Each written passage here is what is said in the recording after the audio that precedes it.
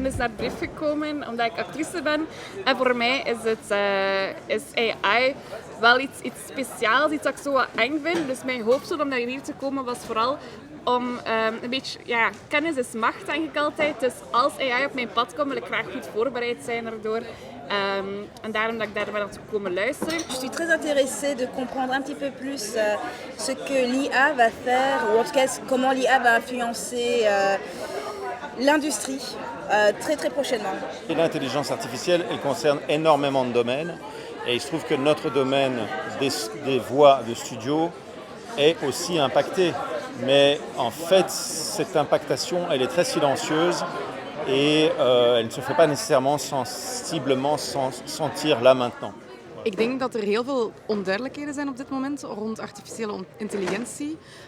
Omdat zelfs de mensen die instaan voor het maken ervan niet helemaal kunnen volgen met de ontwikkelingen die momenteel bezig zijn, heb ik het gevoel. Mijn interesse in AI is best groot. Ik zit ook in de raad van bestuur van Belva om samen met mijn voice-over collega's aan de Franstalige kant mee te kijken hoe we voice-overs kunnen beschermen tegen de gevaren van AI, maar ook vooral om te kijken hoe kunnen we AI ook voor ons laten werken. Donc pour nous l'intelligence artificielle c'est en même temps une opportunité et en même temps un danger.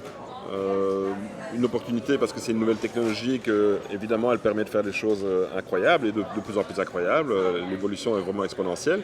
Par contre c'est un danger parce qu'elle risque de remplacer les jobs pour lesquels on est payé en tant qu'artiest-interprète. Ik denk dat er met AI een revolutie is aangekomen die heel snel gaat en dat het zeer belangrijk is dat alle stakeholders, zijn de creatieve profielen, stemacteurs, gaande tot studio's, maar ook de platformen, tot de zenders, samen eigenlijk een standpunt moeten innemen, zodat er toekomstgericht een canvas is waar AI een hybride model kan vormen samen met de human touch, zeg maar. Omdat ik vrees dat er ondertussen al zoveel gebeurd is dat het ook zo snel gaat, waarbij dat we toch beter zouden nadenken hoe beide kunnen samenwerken om het gewoon beter te maken, maar dat wel met behoud van een ethisch, juridisch en kwalitatief kader. We need to have those conversations. We need to reassure the people in the industry that yes, AI is there, but there are alternatives and we can work with AI. We can use AI as our ally. Il y a une grande partie de moi qui apprécie beaucoup l'IA. Surtout que je pense que ça peut être comme un assistant ou une assistante qui nous aide dans notre processus de création. Et en même temps, il y a aussi une partie de moi qui en a très très peur parce que je ne comprends pas forcément ce que ces technologies peuvent forcément faire, où est la limite en fait. Je pense que simplement l'intelligence artificielle doit s'arrêter là où l'artistique commence. Parce que pour moi, la sensibilité s'exprime à travers l'art et si on n'a plus d'art, on n'a plus de sensibilité, plus d'émotion et je veux pas qu'on devienne des robots quoi. The machine will always be like bigger than us, more intelligent, but at the end of the day, you will never replace, the sensitivity of the human being. So I don't think that we have to be afraid, but we have to adapt. And of course, we have to regulate. We need rules. We need laws. We need people who take care that at the end of the day, it's the human being being placed at the first place. Ik denk dat we veel meer met voice-overs in aanraking komen dan we zelf weten. Omdat we het zo gewoon zijn geworden ondertussen. En dat we daarom ook de kracht van een goede voice-over of van een echte stem soms onderschatten. Maar het zijn nog altijd de stemmen in animatiereeksen, in films, in allemaal dingen die soms naar het Vlaams gedubt worden. Of soms gewoon Vlaamse content van hier, waar we zoveel energie in steken en die ook aan de wereldtop behoort.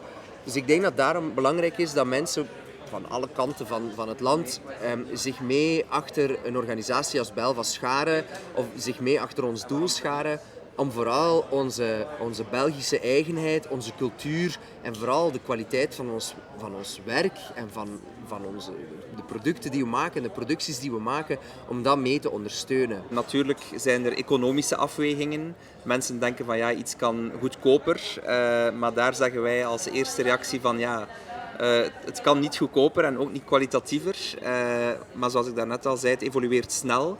Dus daarom denk ik dat de tijd rijp is om de koppen samen te steken en zelf eigenlijk na te denken over een charter, omdat de wetgeving nog niet op punt staat. Et il y a un autre problème, c'est que l'intelligence artificielle se nourrit des performances des interprètes, mais aussi des compositions des auteurs sur le net pour entraîner les algorithmes, pour créer des contenus qui sont nouveaux. Et ça, nous, on plaide évidemment pour qu'on rémunère les gens qui ont créé des contenus qui permettent d'en créer d'autres par l'intelligence artificielle. Même s'ils ne sont pas clairement liés, l'intelligence artificielle, sans être entraînée par du contenu, elle ne peut rien créer. Elle est très intelligente, maar elle a besoin de contenu. Et d'énormément de contenu pour pouvoir créer. Ja, als beginnend actrice is dat natuurlijk wel wat spannend. Maar er zijn wel een paar mooie dingen gezegd op de panel.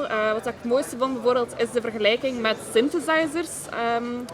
Waarbij dat toen de synthesizers bij ons toekwamen, ja, was er ook zo'n angst van gaan echte muzikanten geen job meer krijgen. Maar dat is zeker niet het geval, omdat wij ook juist...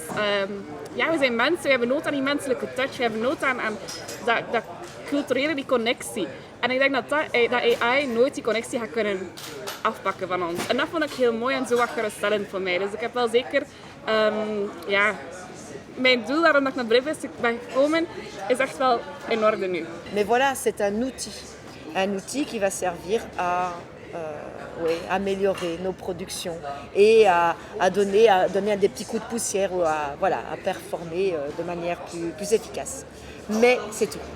N'hésitez pas à vous abonner à Belva.